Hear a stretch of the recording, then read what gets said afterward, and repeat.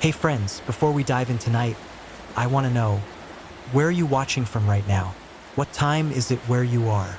Are you tucked in bed, winding down for the night?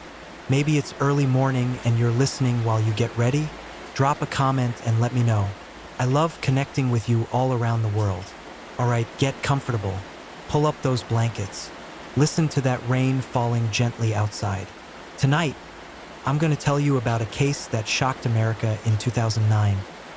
A case so shocking that it changed the way we think about online safety forever. This is the story of Philip Markoff, a 23-year-old Boston University medical student with everything going for him. He was engaged to be married to his college sweetheart. He was studying to become a doctor. He was clean-cut, polite, well-educated, the kind of guy you'd trust completely. But behind that perfect exterior was someone else entirely. Someone who was targeting women through Craigslist ads. Someone who robbed them at gunpoint in luxury hotels. Someone who murdered a 26-year-old woman named Julissa Brisman when she fought back. The media called him the Craigslist killer. And his story, from his 7-day crime spree to his elaborate suicide in jail, is one of the most disturbing cases of the internet era. Let the rain wash over you. Breathe deeply, and let me tell you everything about Philip Markoff. Let's start with who Philip Markoff was before everything fell apart. Because friends, on paper, this guy was living the American dream. Philip Haynes Markoff was born on February 12, 1986, in Sherrill, New York, a small town in upstate New York. His parents divorced when he was young. His mother worked at a casino. His father was a dentist. By all accounts, he had a normal, happy upbringing. Philip attended Vernon Verona Sherrill Central School, where he was on the bowling team, youth court, and history club, and was a member of the National Honor Society. Friends and neighbors described him as the nicest young man, polite, respectful, with a good sense of humor. A neighbor recollected of the family. They were very quiet and kept very much to themselves. They were never any bother. After high school, Philip enrolled at SUNY Albany, the State University of New York at Albany, as a pre-med student majoring in biology. He spent a lot of time focusing on his studies and volunteering in the emergency room of the Albany Medical Center Hospital. And that's where he met her, Megan McAllister. Markoff met Megan McAllister, a native of New Jersey, in 2005, while they were both volunteers at the Albany Medical Center emergency room. Megan was a senior, Philip was a sophomore. Their first date was on November 11, 2005. By all accounts, they were the perfect couple. Both were pre-med students. Both were driven, ambitious, goal-oriented. They became college sweethearts, inseparable. Markoff graduated in just 3 years with a bachelor's degree in biology and was accepted into Boston University School of Medicine. This is huge, friends. Boston University is one of the top medical schools in the country. Getting accepted there means you're at the top of your class. McAllister had also planned on attending medical school, but because she was not accepted by the schools she wanted to attend, the couple moved to Boston and Megan put her plans on hold. In 2008, Philip proposed to Megan on a beach. They set their wedding date for August 14, 2009. It was going to be a sunset ceremony at a beach resort in New Jersey.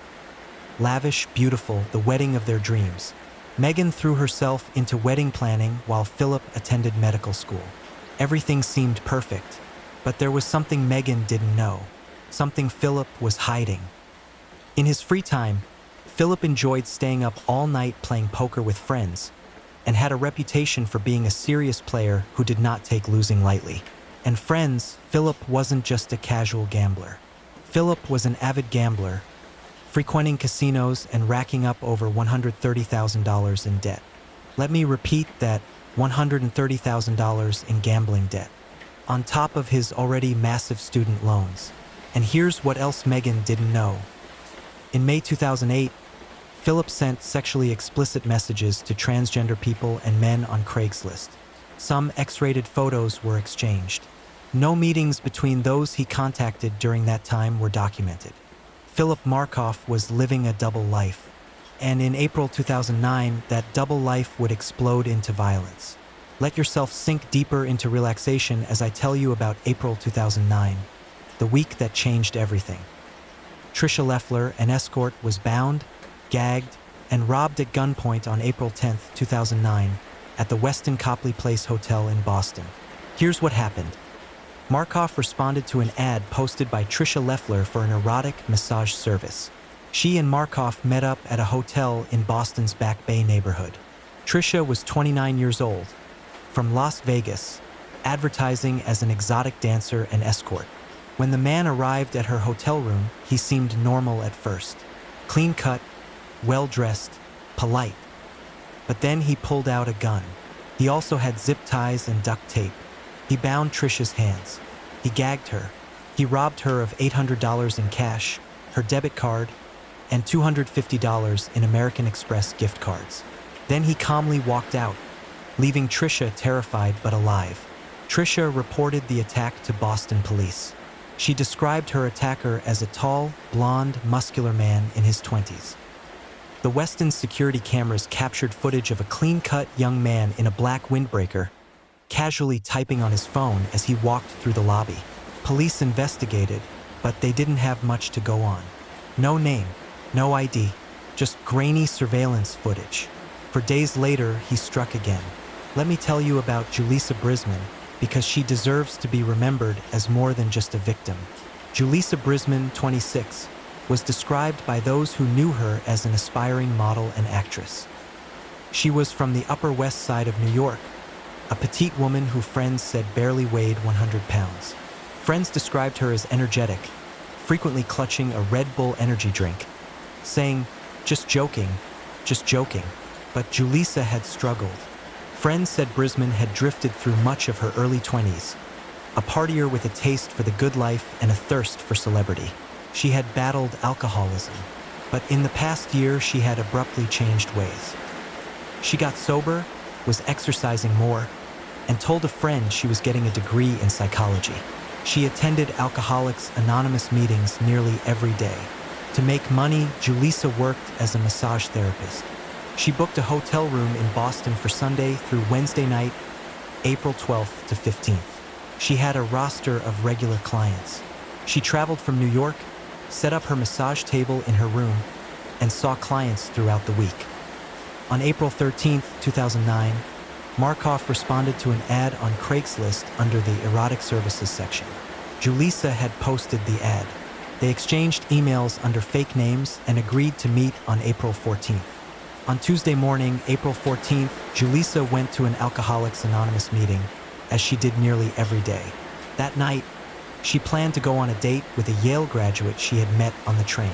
But first, she had one last client. At around 10:00 p.m., Philip Markoff arrived at Julissa's room on the 20th floor of the Marriott Copley Place. What happened next was captured in forensic evidence and witness testimony. Markoff attacked Brisman. It appeared to be a robbery gone wrong. Markoff tried to restrain Brisman with zip ties and then bludgeoned her with his pistol. But Julissa fought back. The evidence suggests that Julissa put up a pretty tough struggle. She was small, barely 100 pounds, but she fought for her life. Philip Markoff shot her 3 times at close range. The fatal bullet pierced her heart. She was also bashed in the head. A witness staying down the hall heard 2 loud shrieks and rushed into the hallway to see Julissa unconscious on the floor, halfway out the room door. Julissa Brisman was rushed to Boston Medical Center, the same hospital where Philip Markoff was studying to become a doctor. She died from her injuries. Philip Markoff walked out of that hotel and disappeared into the Boston night. 2 days after murdering Julissa, Philip struck again. Cynthia Melton, an exotic dancer offering lap dance services, was the victim of an attempted robbery on April 16, 2009, at a Holiday Inn Express in Warwick, Rhode Island. Markoff arranged a meeting with Cynthia Melton, a former Las Vegas stripper who advertised lap dance services. As with the other women, Markoff drew a gun, tied her up and asked her where she kept her wallet and credit cards. He allegedly told Melton he was not going to kill her as she gave him her money. But then something unexpected happened. The interaction was cut short when Melton's husband came into the room, and Markoff fled the scene. Cynthia survived. She gave police a description that matched the man from the Boston attacks. 7 days, 3 attacks, 1 murder. And police had no idea who they were looking for until they traced an email. Here's where Philip Markoff made his fatal mistake, friends. He was smart, he was a medical student after all, but he wasn't smart enough. Julisa's friend looked through her emails and found messages in which she spoke with Markoff. She forwarded the email to detectives, and that email, it contained something crucial, an IP address. An IP, or Internet Protocol address, is unique to each computer that sends email.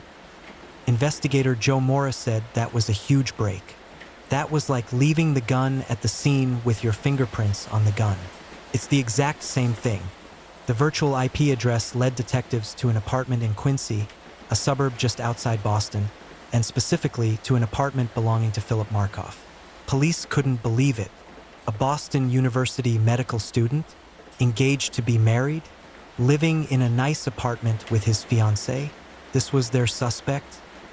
Surveillance videos from the hotel where Brisman was slain showed a tall, clean-cut, young blonde man in a black windbreaker matching Markoff's description leaving the property. But before they arrested him, police needed a positive identification. They reached out to the Craigslist killer's first target, Tricia Leffler. She got a call from the assistant DA in Boston who said, "We have a photo lineup for you." Tricia looked at the photos, and she immediately identified Philip Markoff as the man who had robbed her at gunpoint. That was all police needed. It was now Sunday, April 19th. Police observed the suspect, Philip Markoff, leaving his apartment with his fiancée, Megan McAllister. They watched as Megan was flirting with him, trying to cuddle with him. He was a little standoffish. Markoff and Megan got into their car with a small suitcase and headed south on Interstate 95. Police followed. Finally, on April 20th, 2009, they pulled him over during a traffic stop south of Boston.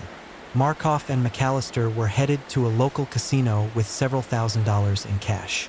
Markoff, who was under police surveillance for several days before the arrest, was accused of murder, armed robbery, and kidnapping. He reportedly had no previous criminal record.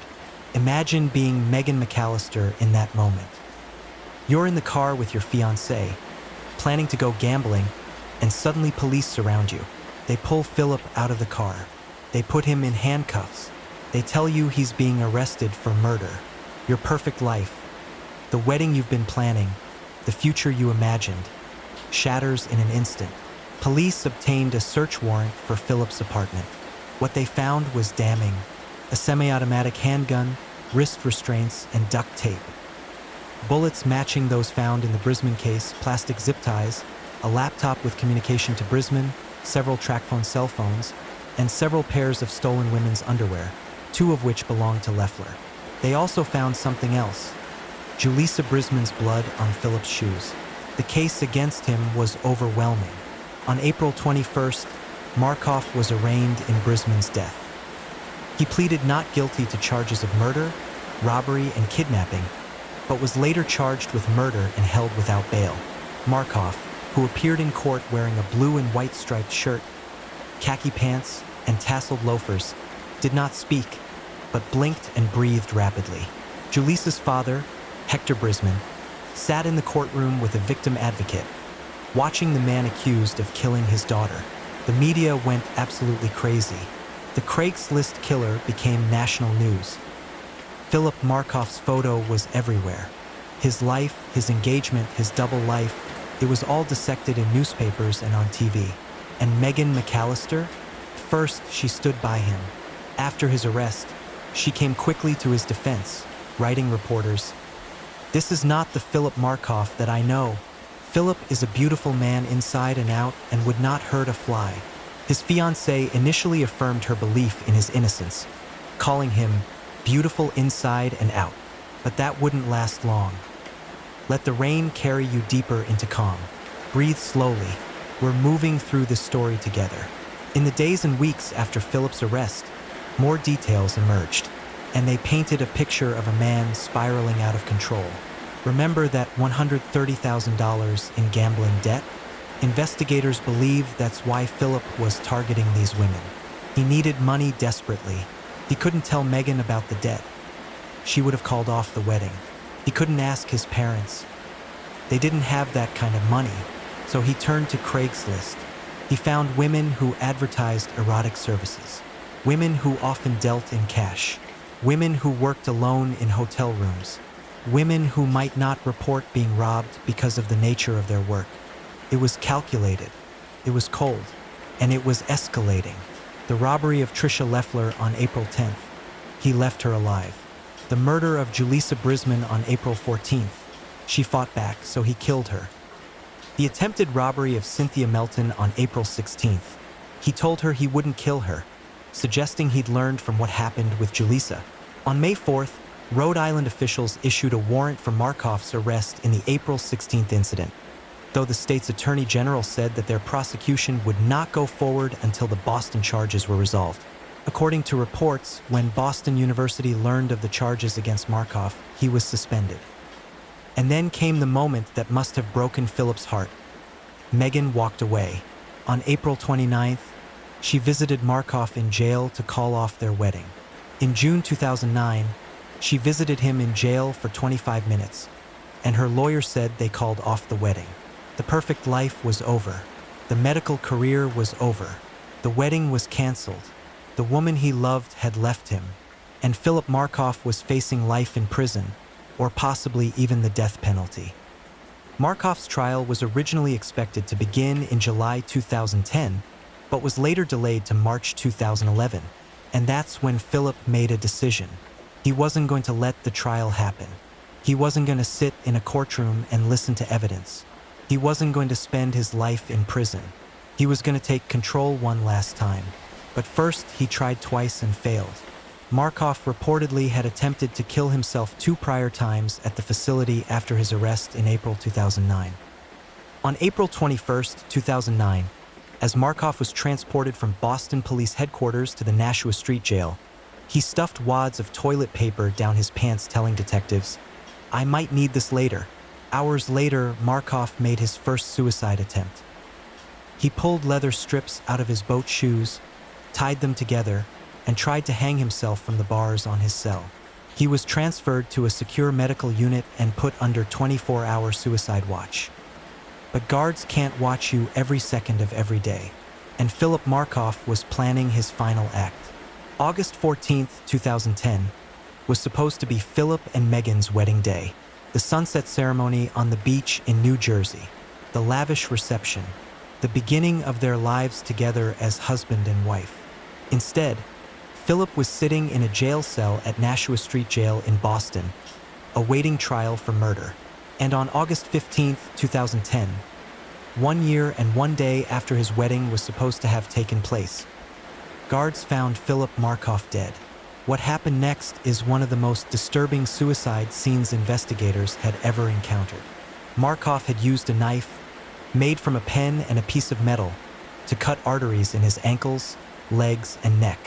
He wrapped his wounds in plastic, covered his head with a plastic bag, and stuffed toilet paper down his throat so jail authorities could not resuscitate him, then covered himself head to toe with a blanket. This wasn't a cry for help. This was a medical student using his knowledge of anatomy to ensure he would die. But the most haunting detail came from what he did before he died. Philip also wrote a second word in blood, what looked like pocket, as part of his elaborate suicide. Additionally, he had written his former fiancée's name and their pet names for each other in blood on the cell wall, and photographs of the two of them were scattered about. Markoff wrote his ex-fiancée's name, Megan, in blood on a wall as he killed himself in his jail cell on the anniversary of what was supposed to have been his wedding. Can you imagine? On what should have been the happiest day of his life, Philip Markoff bled out in a jail cell, writing Megan's name on the wall with his own blood. Philip Markoff was pronounced dead at 10:17 a.m. He was 24 years old. Let the rain guide you towards sleep now. Feel yourself drifting. This story is almost over. After Philip's death, the reactions were mixed. For Julissa Brisman's family, there was no justice, no trial, no conviction, no answers. Julissa's mother, Carmen Guzman, had said in a statement after Philip's arrest, "We are a close family, and Julissa called us every day. We won't be getting those calls anymore." She was studying to be a counselor and helped many people in our community. Now, Carmen would never see the man who killed her daughter stand trial. For Tricia Leffler and Cynthia Melton, the two women who survived Philip's attacks, his death meant they would never have to testify, never have to relive their trauma in a courtroom. But it also meant they would never get to see him held accountable. For Megan McAllister, Philip's death was the final chapter of a nightmare. The man she had loved, the man she was supposed to marry, was not only a murderer. He had spent his final moments writing her name in his own blood. The case changed Craigslist forever. The category erotic services would later be changed to adult services in the wake of the Craigslist killer's murder. Later, in 2010, Craigslist removed adult services from the platform altogether. After 83 documented murders linked to Craigslist between 2007 and 2015, there have been far fewer killings reported in recent years, credited in part to the elimination of the casual encounters and dating sections of the website. Philip Markoff's story is a reminder that you never really know someone, that the person who seems perfect on the outside might be hiding darkness you can't imagine. That addiction, whether to gambling, to violence, to control, can turn anyone into a monster. He was a medical student. He was an honor society member. He was engaged to be married. And he was also a killer. Rest now, friends. Let this story drift away like rain evaporating in the morning sun. Remember Julissa Brisman, a young woman who battled her demons, got sober, and was trying to build a better life. She deserved to live. Remember Tricia Leffler and Cynthia Melton, two women who survived and carried on. And remember that the internet, for all its conveniences, can connect us to danger as easily as it connects us to friends. Be careful out there. Trust your instincts, and never meet strangers alone. Story 2. Hey friends, settle in and get comfortable. Listen to that rain falling gently outside. Tonight, I need to tell you about a case that still haunts me. A case that shows how the people closest to us can sometimes be the most dangerous. This is the story of Skylar Neese, a 16-year-old honor student from West Virginia who thought she was sneaking out to hang with her two best friends. But on July 6, 2012, Shalia Eddy and Rachel Schoaf drove Skylar into the woods and murdered her. And when police asked why, Rachel gave an answer that sent chills down everyone's spine. "We just didn't like her." This isn't a story about strangers or random violence. This is about betrayal at its most intimate level, about friendships that turn toxic, about two teenage girls who planned a murder in science class and carried it out without remorse. Let the rain carry you into sleep as I tell you everything about what happened to Skylar Neese. Let me tell you about Skylar because she was so much more than just a victim. Skylar Annette Neese was born on February 10, 1996, to Dave and Mary Neese in Morgantown, West Virginia. She was their only child, their everything. Dave and Mary absolutely adored her. Friends, Skylar was thriving. At 16, she had a 4.0 grade point average, a part-time job at Wendy's, and an active social life. She loved reading. She was smart, funny, and fiercely loyal to the people she cared about. Skylar was a very bubbly person, Dave Neese told ABC News. She was also very loyal to her friends, the people she thought was her friends, and Skylar had two people she considered her very best friends, Shalia Eddy and Rachel Schoaf. Shalia Ray Eddy was born September 28, 1995, in Blacksville, West Virginia. Shalia had been friends with Skylar since they were 8 years old, after having met at a local children's activity program called The Shack. Shalia practically lived at the Neese house. Dave Neese said, "She was like a part of our family." She really was. I mean, just like one of our kids. In 2010, after Shalia's mother remarried, she and her mother moved from Blacksville to Morgantown, where Shalia started attending University High School alongside Skylar. That's when the third member of their trio entered the picture. Rachel Elizabeth Schoaf was born June 10, 1996, and was raised in Morgantown. She attended a private Catholic school until high school, then started attending University High School, where she met Eddie and Nice. The three became inseparable. They were always together, posting photos on social media, hanging out after school, texting constantly. To everyone on the outside, they seemed like typical teenage best friends. But something was shifting beneath the surface. In the weeks leading up to July 2012, Nice's Twitter showed that something had gone awry. On July 4th, 2012, 2 days before she was murdered, Nice tweeted, "It really doesn't take much to pee **** me off, and sick of being at F ******* home." Other tweets hinted at tension. She wrote about trusting the wrong people, about fake friends, about feeling left out. Years later, investigators and journalists would piece together what was really happening. During a parole hearing, Rachel Schoaf revealed that she and Shalia Eddy were in a secret romantic relationship, and Skylar knew about it. They feared she would tell others, which led to the murder. But there's also a simpler, more chilling explanation. When asked, "Why did you guys kill Skylar?" Rachel's answer was, "We just didn't like her." And so, two teenage girls made a decision. They planned a murder in their high school science class. They picked the date. They gathered supplies. And on July 5th, 2012, they set their plan in motion. Let yourself sink deeper into relaxation. Feel the weight of sleep approaching as we trace Skylar's final hours. On July 5th, 2012, Skylar returned to her family's Star City apartment after working a shift at Wendy's. It was a normal evening. She was home with her parents. Everything seemed fine. But around midnight, Skylar's phone lit up with messages from Shalia and Rachel. They wanted to pick her up. They wanted to hang out, smoke some weed, just drive around like teenagers do. Skylar was excited. These were her best friends. She trusted them completely. Her apartment complex's surveillance video shows Nice left the apartment via her bedroom window at 12:30 a.m. on July 6th and got into a light-colored sedan. The grainy video shows Skylar Nice sneaking out of her room and slipping into the car, which drives away. Now, friends, here's what's so calculated and terrifying about what happened next.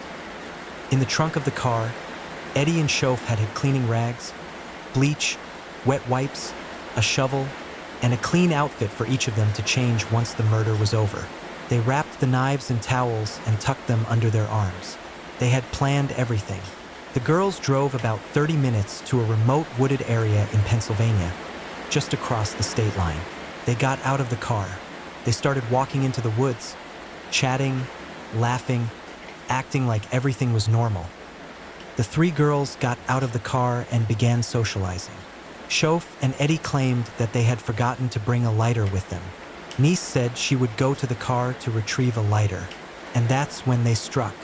After turning her back to them, Schoaf and Eddie then counted to 3, and on 3, Rachel Schoaf and Shalia Eddy attacked Skylar Nice and stabbed her to death. Skylar tried to run. She tried to fight back. Nice attempted to run but did not make it very far because Schoaf tackled her and continued to stab her, with Eddie following close behind. At some point during the murder, Nice managed to get Schoaf's knife from her and stabbed her above the ankle. Even in her final moments, Skylar fought for her life. Schoaf claimed that she stopped the attack after being injured, but that Eddie continued to stab Nice until there was complete silence and Nice's neck stopped making weird sounds. Authorities say that Nice was found with over 50 stab wounds. 50. Let that sink in. 2 teenage girls stabbed their best friend over 50 times.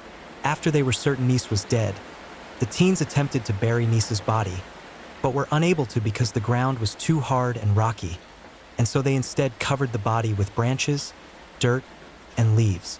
Then they did something that shows just how cold-blooded this was. Schoaf and Eddie then changed out of their bloody clothing, wiped themselves and the car down with wet wipes, and then left the scene. They drove back to Morgantown. They went to sleep, and the next morning, they woke up and pretended like nothing had happened. The next morning, Dave and Mary Nice woke up and discovered their daughter was gone. "I was scared to death. I didn't know where my baby was. It was horrible," said Dave Nice. Nice's father said she did not take her cell phone charger, contact lenses, or solution. Her window was left open, and that she planned on coming home. They called the police immediately. But here's the frustrating part, friends. Nice was initially considered by law enforcement authorities to be a runaway, and an Amber Alert was not issued for the then minimum 48 hours in connection with her disappearance. A runaway, as if Skylar, a 16-year-old honor student with a 4.0 GPA and a loving family, would just disappear without a word. Dave and Mary knew better. They started their own search. They printed missing person flyers. They contacted local media. They begged for help. On July 7, 2012, Shalia Eddy and her mom helped Skylar Nice's parents canvass the neighborhood looking for her, while Rachel Schoaf left for Catholic summer camp for 2 weeks. Let me repeat that because it's important. Shalia helped search for the girl she had murdered less than 24 hours earlier. She posted flyers. She talked to neighbors. She hugged Skylar's parents and told them she hoped Skylar would come home soon. And on social media, Shalia played the role of grieving best friend perfectly. Eddy's first tweet on July 7, 2012, the day after she and Schoaf killed Nice, was a message to a friend wishing her a happy birthday. Over the following weeks and months, Eddy regularly tweeted about watching TV, school, hating homework, and other typical teenage things. She even tweeted about her and Schoaf's close friendship. Meanwhile, police were interviewing everyone in Skylar's life. They spoke to Shalia and Rachel multiple times. Eddy said she and Rachel Schoaf had picked up Skylar Nice at around 11 p.m. and dropped her back off at home before midnight. But investigators had the surveillance footage. On the Nice's apartment's surveillance camera, a car is seen pulling up to the apartment at 12:30 a.m. At 12:35 a.m., the grainy video shows Skylar Nice sneaking out of her room and slipping into the car, which drives away. The girls were lying. Their timeline didn't match, but police didn't know why they were lying or what they were hiding. Police determined that the unknown sedan in which Nice was last seen belonged to Eddy and interviewed her. Eddy admitted to picking up Nice, but stated that she had dropped her off an hour later. Another lie, but still, police couldn't prove anything. The Federal Bureau of Investigation and the West Virginia State Police joined the search for Nice on September 10, 2012, and began interviewing Nice's school friends.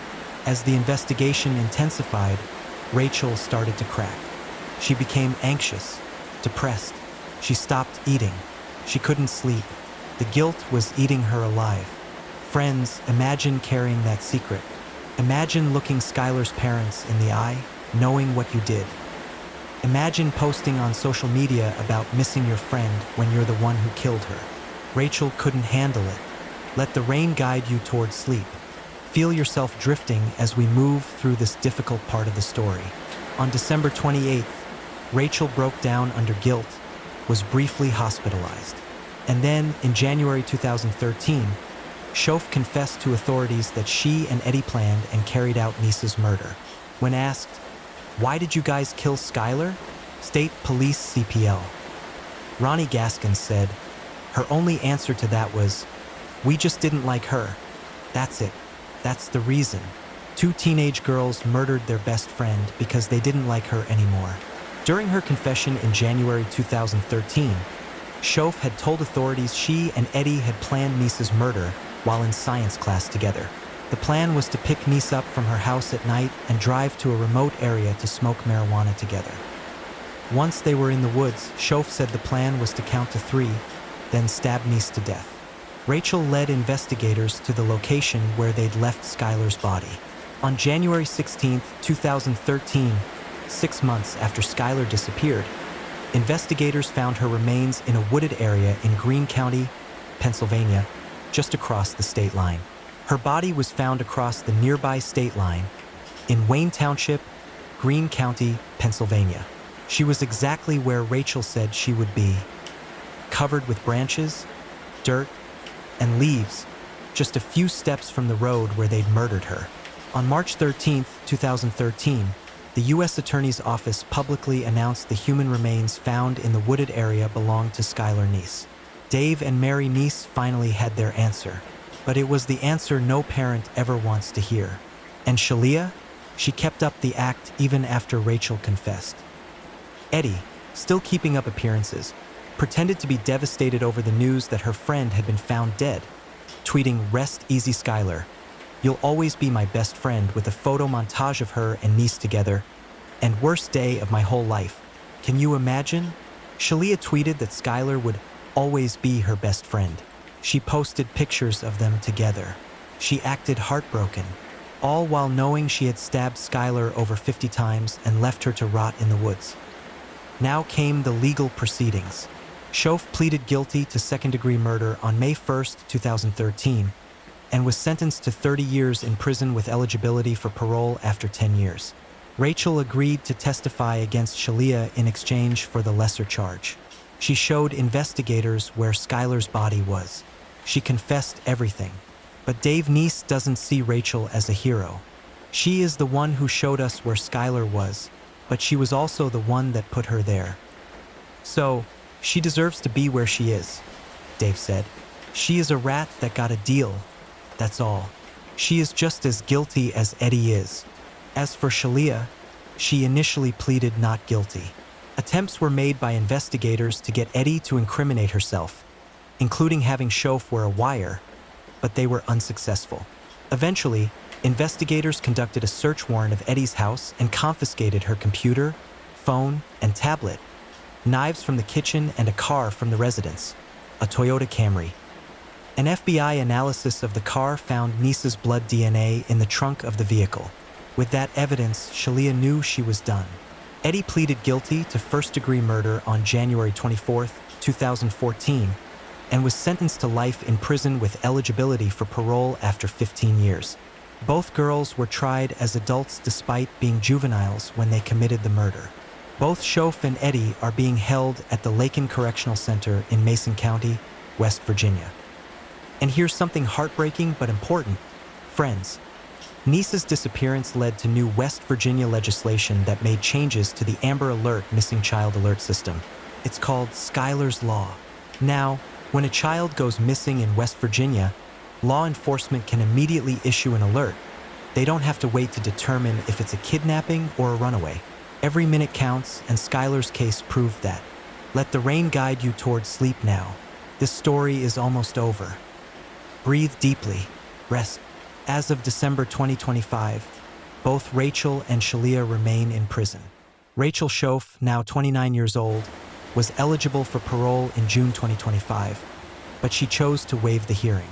She was denied parole at her last two hearings in 2024 and 2023. Shoaf will be eligible for another hearing in June 2026.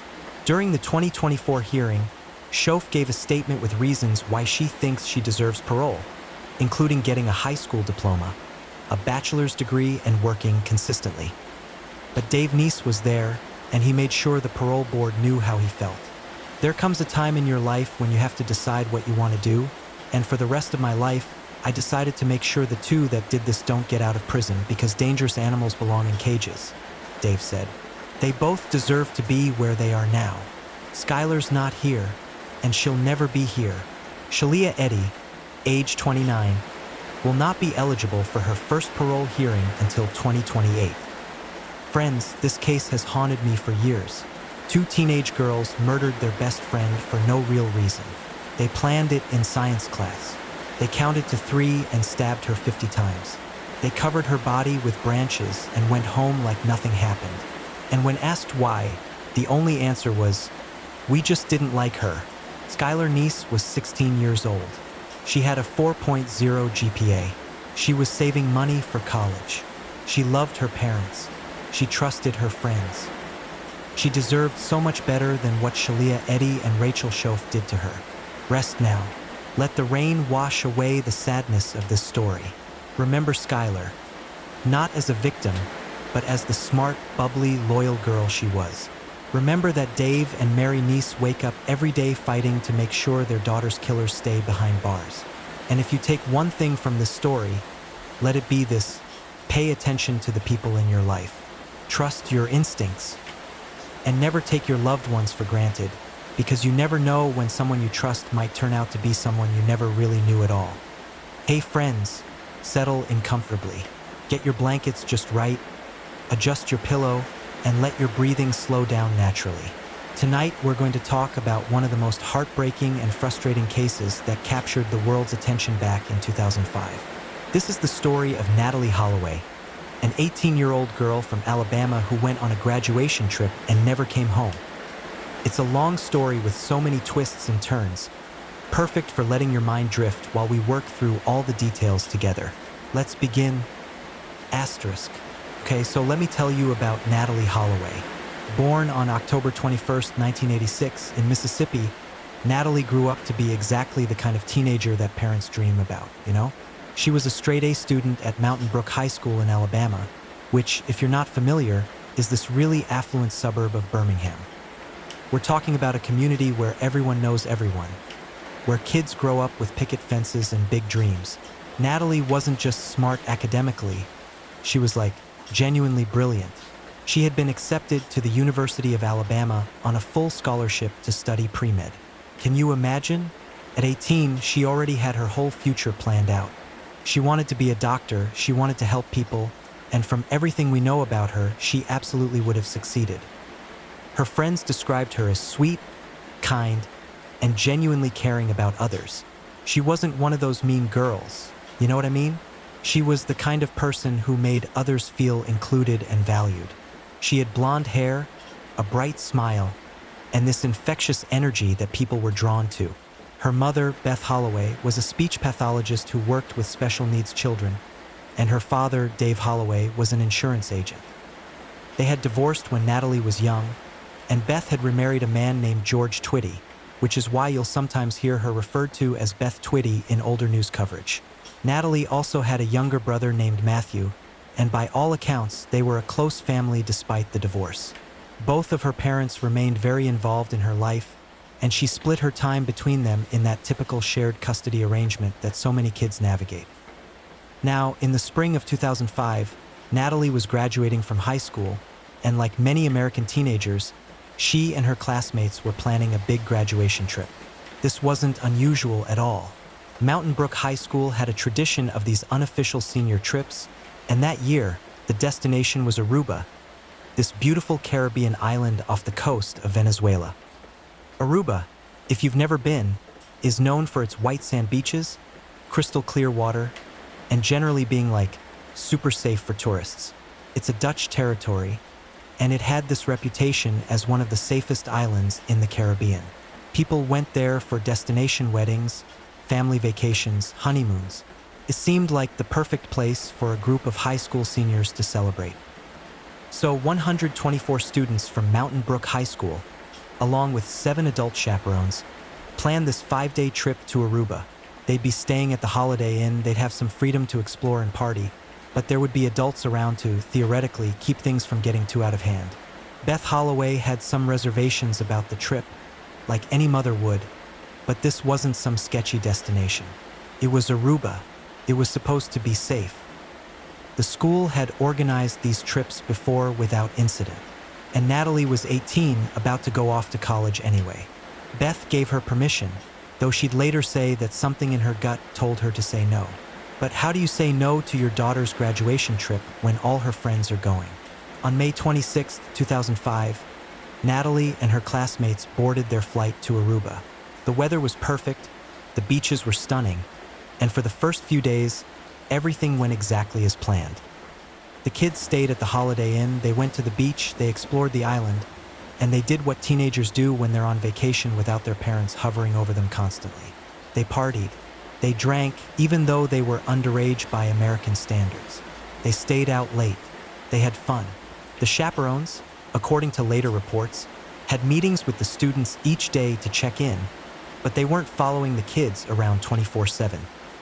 As one of the organizers said, the chaperones weren't there to keep up with their every move. These were about to be college students. They needed some independence, or so the thinking went. Natalee, from what we know, had a great time those first few days. She connected with her friends, enjoyed the beach, and soaked up the sun. She called her mom at least once during the trip to check in and tell her everything was fine. There was no indication that anything was wrong, no red flags, no concerns. But then came the night of May 29, 2005, the last night of the trip, the night that would change everything forever. All right, so let's talk about May 29, 2005. This was the last full night the students had in Aruba before they were scheduled to fly home the next morning. Naturally, everyone wanted to make the most of it, right? Go out with a bang, celebrate one last time before heading back to reality. That evening, a large group of students, including Natalee, went to a place called Carlos and Charlie's, which is this really popular bar and restaurant in Oranjestad, the capital city of Aruba. If you've ever been to a touristy beach town, you know the kind of place I'm talking about. Loud music, tropical drinks, dancing, that whole vibe. It's the kind of place where tourists go to let loose and have fun. Now, here's where things start to get really important, so stay with me. At some point during the evening at Carlos and Charlie's, Natalee met a local guy. His name was Joran van der Sloot, and he was 17 years old at the time. He was Dutch, and his family lived in Aruba where his father, Paulus van der Sloot, was training to be a judge. Joran was at the bar with two friends, brothers named Deepak and Satish Kalpo, who were 21 and 18 years old respectively. They were Surinamese brothers who lived in Aruba. According to multiple witnesses, Joran approached Natalee and her friends at the bar. He was charming, spoke good English, and seemed friendly. He chatted them up, danced with Natalee, bought her drinks. This wasn't unusual behavior for locals in tourist spots, especially locals who were around the same age as the tourists. It was all very casual and seemed harmless at the time. As the night went on, Natalee and Joran spent more and more time together. They were dancing, laughing, drinking. Her friends noticed but didn't think much of it. Natalee was 18, she was on vacation, she was having fun with a guy. It happens, you know? Carlos and Charlie's closed at 1 a.m., and this is where things get crucial. As the bar emptied out and everyone was heading back to their hotels, Natalee's friends saw her getting into a car with Joran van der Sloot and the Kalpo brothers. The car belonged to Deepak Kalpo, and they told Natalee's friends they would give her a ride back to the Holiday Inn. Now, here's what's really important to understand. Natalee's friends later said they weren't particularly worried about this. The guys seemed nice enough, they were locals who knew the island, and it was just a ride back to the hotel. They assumed Natalee would be back at the Holiday Inn soon, and they'd all see each other in the morning before the flight home. But when morning came, Natalee wasn't there. Her roommates had gone to sleep without her, figuring she'd come in later. But when they woke up around 6 a.m. to pack and prepare for their 9 a.m. flight, Natalee still wasn't back. Her bed hadn't been slept in. Her passport was still in the room. Her packed luggage was still sitting there, untouched. The girls started to panic. They called Natalee's cell phone over and over, but there was no answer. They searched the hotel, checked the lobby, asked other students if anyone had seen her. Nothing. No one had seen Natalee since she got into that car at Carlos and Charlie's. At this point, they had to tell the chaperones. And this is where you can imagine just how quickly things escalated from "Where is Natalee?" to "Something is very, very wrong." The chaperones immediately started searching the hotel more thoroughly. They contacted local authorities. They tried to figure out who these guys were that Natalee had left with, but none of her friends knew their full names or had their phone numbers. All they knew was that one guy's name was Joran and he had two friends. The flight back to Alabama was scheduled to leave at 9 a.m. The chaperones made the impossible decision to let the rest of the students board the plane and fly home while they stayed behind to search for Natalee. They couldn't delay the flight for all 124 students, but they also couldn't just leave without her. Meanwhile, back in Alabama, Beth Holloway was at home, probably thinking about picking her daughter up from the airport later that day, excited to hear all about the trip and see her girl's tanned face. But instead, she got a phone call that every parent dreads. It was one of the chaperones. Natalee hadn't made it to the airport. She hadn't been seen since the night before. They didn't know where she was. She was missing. I can't even imagine what went through Beth's mind in that moment. Your daughter goes on a graduation trip to a safe tourist destination, and then suddenly she's just gone? Beth didn't waste a single second. She immediately called her ex-husband Dave, called her current husband Jug, and they mobilized. Within hours, Beth and Jug, along with some family friends, chartered a private jet to Aruba. They weren't going to wait for commercial flights. They weren't going to waste time with logistics. They were getting to Aruba as fast as humanly possible. They landed in Aruba that evening, less than 24 hours after Natalee had disappeared, and Beth Holloway hit the ground running. She was a woman on a mission, and nothing was going to stop her from finding her daughter. Okay, so Beth Holloway arrived in Aruba on the evening of May 30th, and from that moment on, she became a force of nature. When the local police tried to tell her to wait, to let them handle it, to go through proper channels, Beth was having absolutely none of it. She wasn't going to sit in a hotel room and wait for updates. She was going to find her daughter herself if she had to search every inch of the island. With the help of Natalee's friends who were still there, Beth was able to piece together where Natalee had been that last night. They went to Carlos and Charlie's and started asking questions. They found out about the 3 guys Natalee had left with. They got descriptions. They even tracked down one of the security guards at the bar who remembered seeing Natalee leaving with them. One of Natalee's friends remembered that the guy Natalee was with had said his name was Joran and that his father was important or something. With that tiny piece of information, they started making calls. They contacted people who might know local families with teenage sons named Joran whose fathers had high positions on the island. And remarkably, they found him. Within about 24 hours of Natalee disappearing, they had identified Joran Vandersloot and found out where he lived. Beth Holloway, her husband, and some others literally showed up at the Vandersloot house in the middle of the night on May 31st. They knocked on the door and confronted Joran and his father, Paulus. Now, you have to understand this wasn't exactly protocol, right? But Beth was a desperate mother, and she wasn't going to wait for the slow wheels of justice to turn. Joran, when confronted, admitted that yes, he had been with Natalee the night before. But his story was that he, Deepak, and Satish had driven Natalee back toward the Holiday Inn, and they dropped her off at the beach near the hotel. He said she wanted to walk along the beach back to the hotel, which was just a short distance away. He claimed they dropped her off around 2 a.m., and that was the last he saw of her. He even offered to drive Beth and the others to the spot where they supposedly dropped her off, to show them the exact location. They went to the spot, and Joran pointed out a security guard standing near the hotel and said that this guard would have seen Natalee and could confirm his story. But when they asked the security guard, he had no recollection of seeing Natalee at all that night. Right from the start, Joran's story didn't add up. Why would Natalee want to walk alone on a dark beach at 2 a.m. when she could have just been dropped off at the front entrance of the hotel? Why would Joran leave an intoxicated teenage girl alone in the dark instead of making sure she got safely inside? And why couldn't they find anyone who had actually seen Natalee after she got in that car? The Aruban police, now aware that an American teenager was missing, officially opened an investigation on June 1st, 2005. The first thing they did was bring in Joran Vandersloot, Deepak Kalpoe, and Satish Kalpoe for questioning. But here's the thing, in Aruba, the legal system is based on Dutch law, which is very different from the American system. Suspects can be held for questioning but not necessarily arrested right away. There are different rules about what constitutes enough evidence to hold someone. Initially, the 3 young men stuck to their story. They'd given Natalee a ride, dropped her off near the Holiday Inn, and that was it. They hadn't done anything wrong. But even as they were telling this story, search parties were forming all over Aruba. The local community, to their credit, really stepped up. Hundreds of volunteers joined the search efforts. They combed the beaches, searched the brush and rocky areas, checked abandoned buildings, looked in caves, and explored every possible place Natalee could have been or where her body could have been hidden.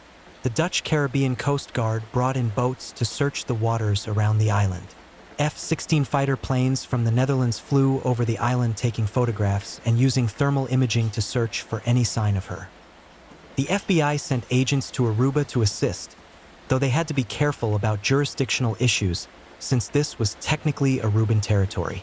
But they were there to provide resources and expertise to help find Natalee. Beth Holloway was everywhere. She gave interviews to anyone who would listen. She made posters with Natalee's face and plastered them all over the island. She organized search parties, coordinated with local authorities, and refused to rest. She barely slept, barely ate. Every ounce of her energy went into finding her daughter. The case quickly became international news. American media outlets sent reporters to Aruba. Cable news networks provided daily updates. Natalee's photograph, her beautiful smile in her senior portrait, was shown on television screens across America. Everyone was talking about the missing girl in Aruba. On June 5, 2005, the Aruban police arrested 2 security guards who had been working near the Holiday Inn on the night Natalee disappeared. This was based on Joran's initial statement about seeing a security guard when they dropped Natalee off. The guards' names were Mickey John and Abraham Jones, and they were held as suspects for over a week. But here's the thing, these guys had nothing to do with Natalee's disappearance. The police were grasping at straws, and they'd arrested the wrong people based on Joran's vague statement. On June 13th, the 2 security guards were released.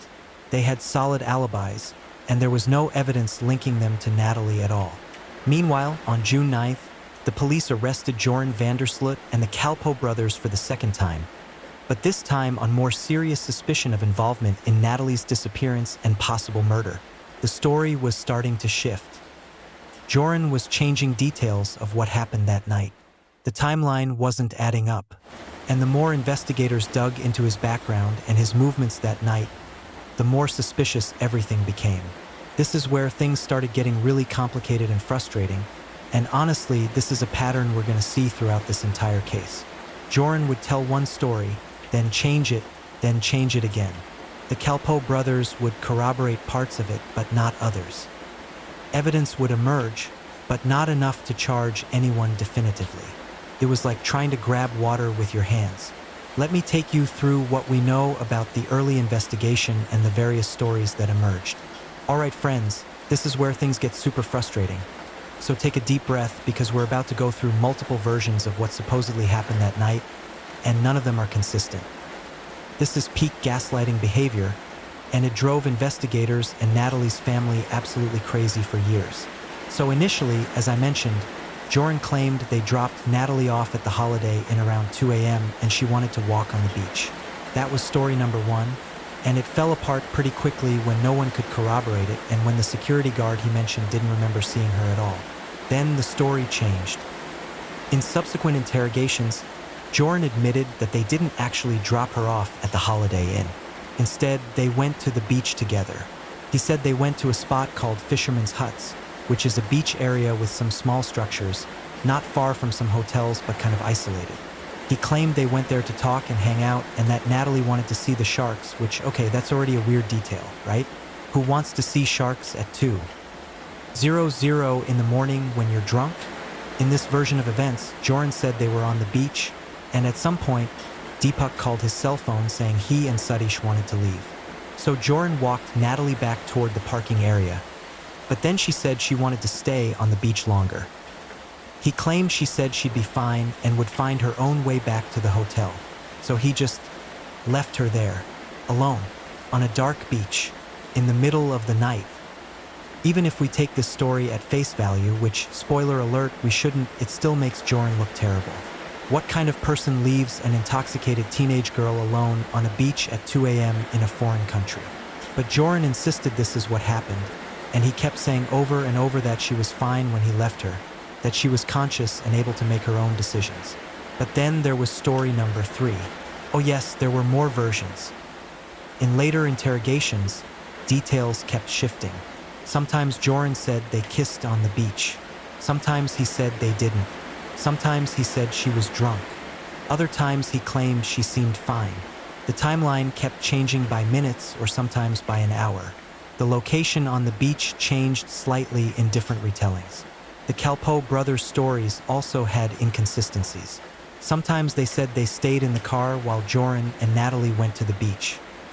Other times they said they got out for a bit. Their accounts of what time they picked Joran up, where exactly they picked him up, and what he said when he got back in the car all varied depending on which interview you looked at.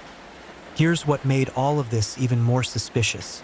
Joran's father, Paulus Vandersloot, was arrested on June 22nd as a suspect. The theory was that Paulus might have helped Joran cover up whatever happened to Natalee. Paulus was training to be a judge on the island, so he would have known exactly how the legal system worked and how to avoid leaving evidence. There were witnesses who claimed to have seen Paulus and Joran together early in the morning of May 30th, near the area where Natalee allegedly disappeared. But Paulus was released after 3 days.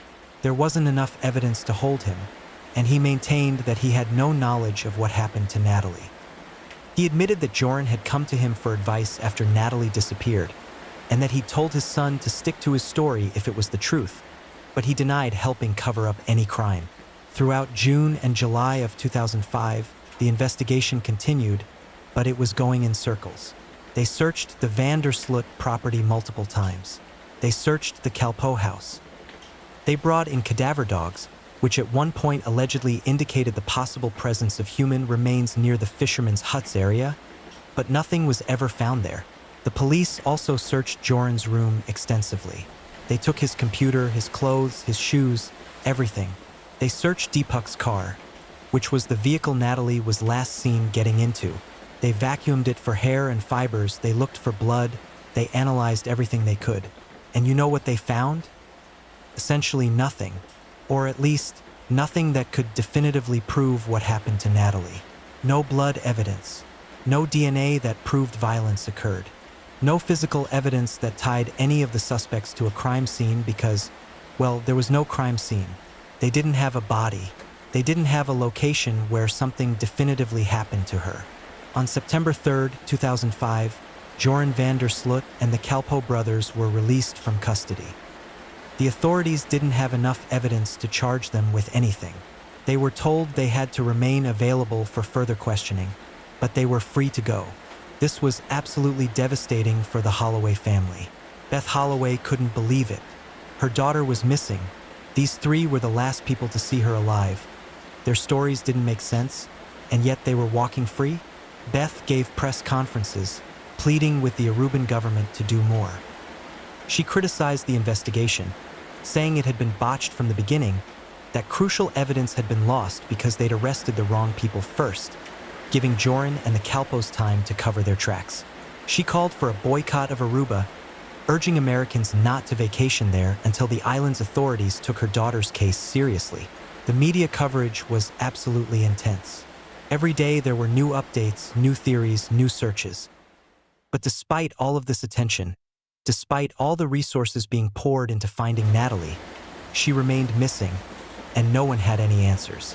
So we're now into the fall of 2005, and Natalee has been missing for months. Her family, understandably, is desperate for any new information, any new lead that might bring them closer to finding out what happened to her. The reward for information about Natalee kept growing. Initially, her family and donors offered about $50,000, but that number grew to $200,000, then eventually to over $1 million. $1 million for information leading to Natalee or her remains. That's a life-changing amount of money, and you'd think someone would come forward if they knew anything, right? But here's the frustrating thing about this case. There were tons of tips, tons of supposed leads, and almost all of them went nowhere. People called in saying they'd seen Natalee here or there, that she'd been trafficked to Venezuela, that she was being held somewhere on the island, that they knew where her body was buried. Investigators had to follow up on every single lead, and each one turned out to be either a hoax, a misidentification, or someone trying to claim the reward money without actually having real information. One of the major developments came in late 2005 when the case was taken up by a high-profile Dutch crime reporter named Peter R. de Vries. De Vries was like the Dutch equivalent of America's most wanted host, you know? He was really respected for his investigative work on cold cases, and he decided to take on the Natalee Holloway case. De Vries ended up doing something really clever, but also kind of controversial. He arranged for an undercover guy to befriend Joran van der Sloot. This guy's name was Patrick van der Eem, and he posed as someone who was involved in criminal activity and could help Joran if needed. The idea was to gain Joran's trust and get him to open up about what really happened to Natalee. And it actually kind of worked, at least partially. In January 2008, de Vries aired a documentary that included hidden camera footage of Joran talking to this undercover friend. In the video, which absolutely exploded in the media, Joran appeared to confess to what happened to Natalee. In this hidden camera footage, Joran told his friend that Natalee had suffered some kind of seizure or medical episode while they were on the beach. He said they were fooling around, having sex or about to have sex, and she suddenly started shaking and became unresponsive. He claimed he didn't know what to do, that he panicked because he was young and scared, so he called a friend of his named Dory. According to this version, Dory came with a boat, and they loaded Natalee's unconscious or possibly dead body onto the boat, and Dory took her body out into the ocean and dumped it. He said she sank like a stone because he threw her in without any weights or anything, implying the currents just took her body. This was huge news. This seemed like a confession. Joran appeared to be admitting that Natalee had died while with him and that he'd disposed of her body in the ocean. The Dutch authorities in Aruba reviewed the footage and prepared to arrest Joran again. But then, and I want you to understand how frustrating this is, Joran and his lawyers immediately came out and said the whole thing was fake. He claimed he'd been lying to Van der Em to impress him, to make himself seem more interesting or dangerous than he really was. He said he knew he was being recorded and that he was just spinning a dramatic story for entertainment. And legally, they had a point. The footage wasn't a formal confession to police. There was no way to prove Joran was telling the truth in the video versus telling the truth now when he denied it. There was no evidence of this mysterious friend Dory existing. There was no boat that could be connected to the story. There was nothing but Joran's words on a hidden camera, and words without evidence couldn't convict him. Joran was arrested again in November 2007, along with the Kalpoe brothers, based on some new evidence that investigators said they had found. But by December 2007, all three were released again due to insufficient evidence. The pattern was repeating over and over. Arrest, investigate, release. Arrest, investigate, release. By 2008, the case had become one of the most frustrating unsolved mysteries in recent memory. Everyone felt like they knew Joran van der Sloot was responsible for Natalee's death, but no one could prove it. He was the smug teenager who seemed to enjoy the attention, who kept changing his story, and who appeared to be getting away with murder. Natalee's family was going through absolute hell. Dave Holloway, Natalee's father, wrote a book about his search for his daughter. Beth Holloway also wrote a book called Loving Natalee, a mother's testament of hope and faith, where she chronicled her experience and the investigation. Both parents appeared on countless television shows, gave interviews, and refused to let Natalee's case fade from public attention. Beth founded an organization called the International Safe Travels Foundation, dedicated to educating young people about staying safe when traveling internationally. She also established the Natalee Holloway Resource Center to help other families dealing with missing persons cases. She was taking her tragedy and trying to help others, which is just incredibly admirable when you think about the pain she was in. In January 2012, almost 7 years after Natalee disappeared, she was legally declared dead by an Alabama judge. This was a necessary legal step for the family to move forward with certain practical matters, but it wasn't closure. Beth Holloway said at the time that declaring Natalee dead didn't mean giving up on finding out the truth of what happened to her. And you know what?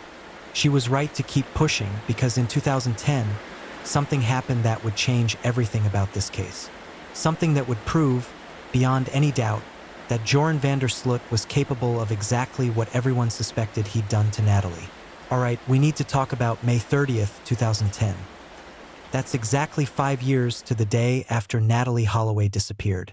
And on this day, Joran van der Sloot killed again. I want you to understand how chilling this is. 5 years to the day. It's like he was commemorating the anniversary of Natalee's death by taking another young woman's life. The coincidence is just too disturbing to ignore. So by 2010, Joran van der Sloot was living in Lima, Peru. He had left Aruba and had been traveling around, supposedly playing poker and gambling, living this kind of nomadic lifestyle. He was 22 years old at this point, and despite all the suspicion surrounding him in the Natalee Holloway case, he'd never been formally charged with anything. On May 30th, 2010, Joran met a 21-year-old woman named Stephanie Flores at a casino in Lima. Stephanie was a business student from a prominent and wealthy Peruvian family. She was smart, beautiful, and had her whole life ahead of her.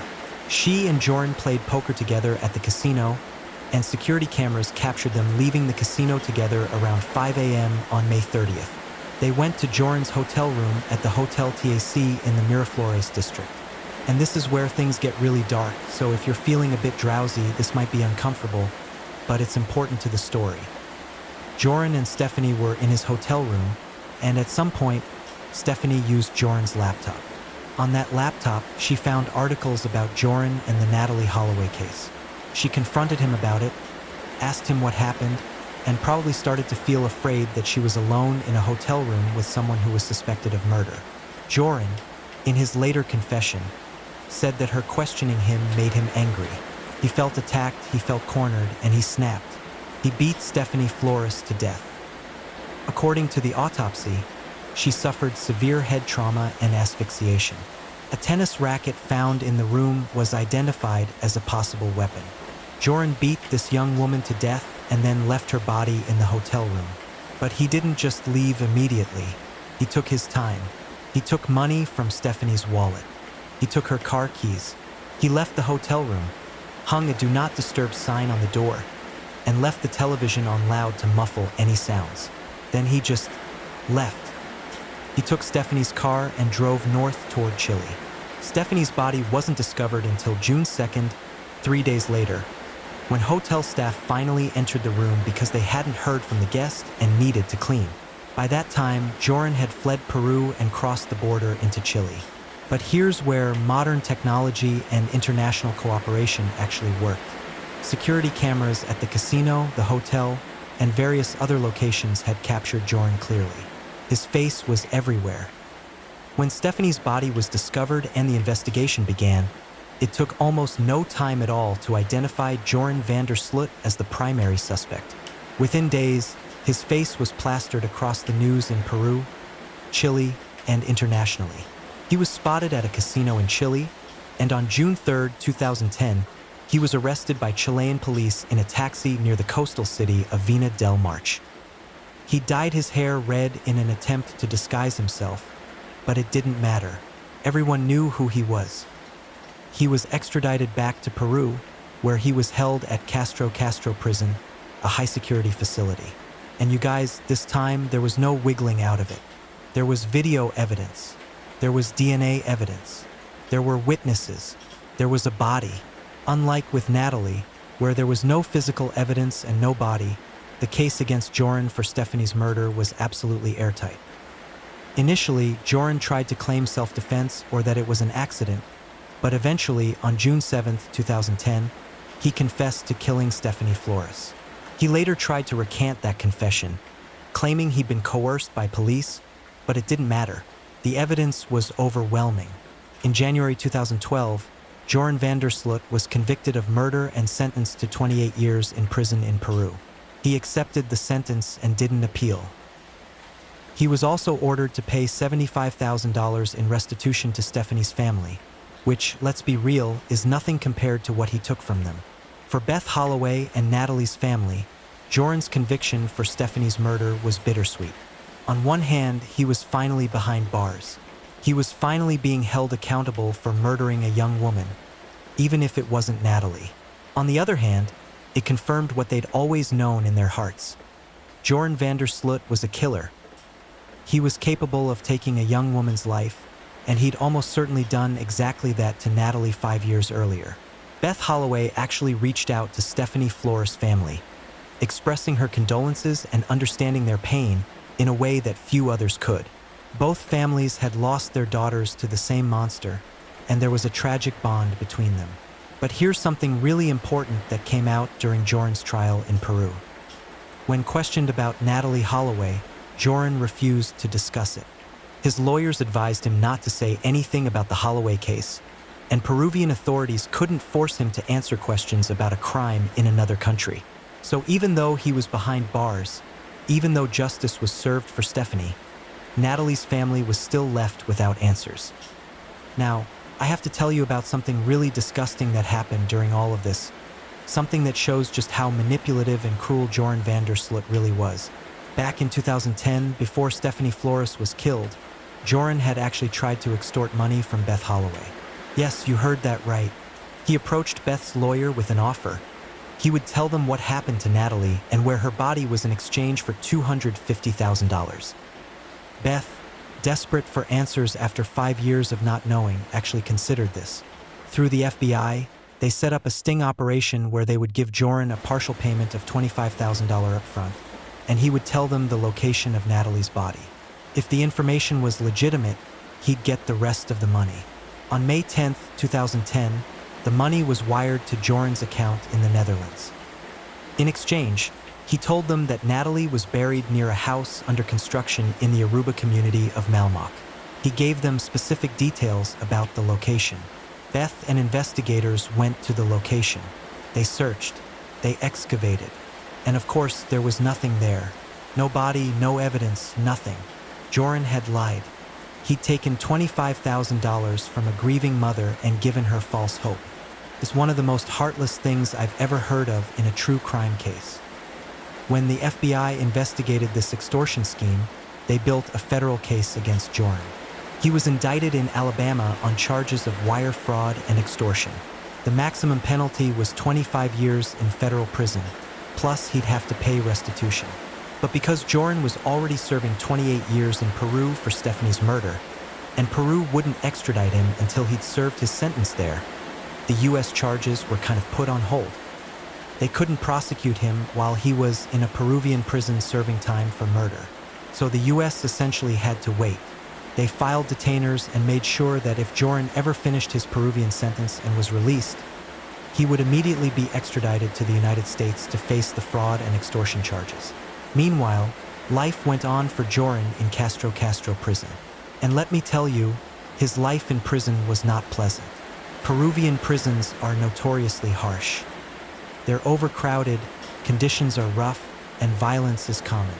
Joran got into fights, he was stabbed by other inmates twice in 2023, and he generally had a terrible time, which honestly couldn't have happened to a more deserving person. In 2014, while in prison, Joran got married to a Peruvian woman named Lydie Figueroa who he'd apparently met while she was visiting someone else at the prison. They had a daughter together, which is a whole other layer of complexity.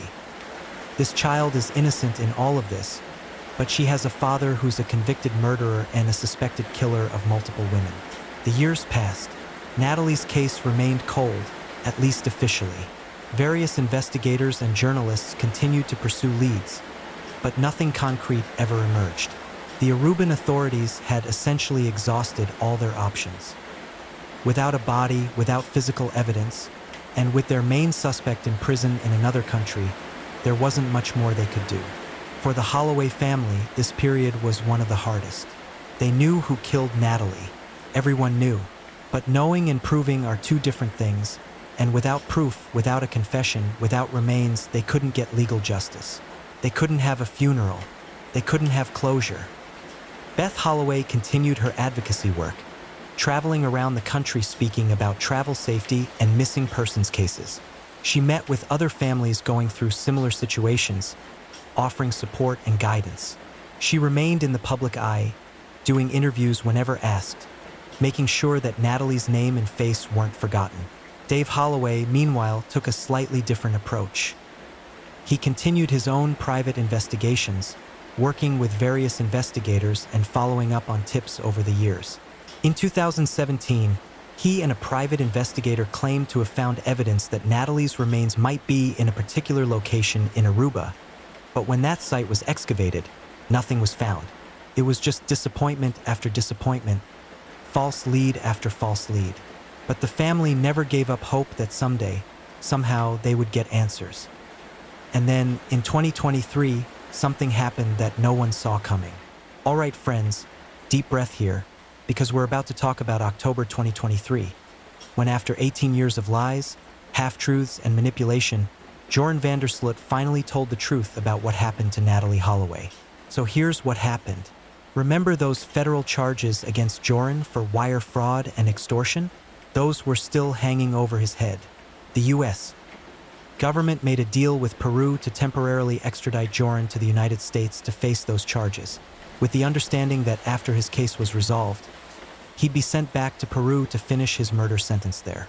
On June 8, 2023, Joran van der Sloot was extradited from Peru to the United States and was held in Alabama, where the charges had been filed.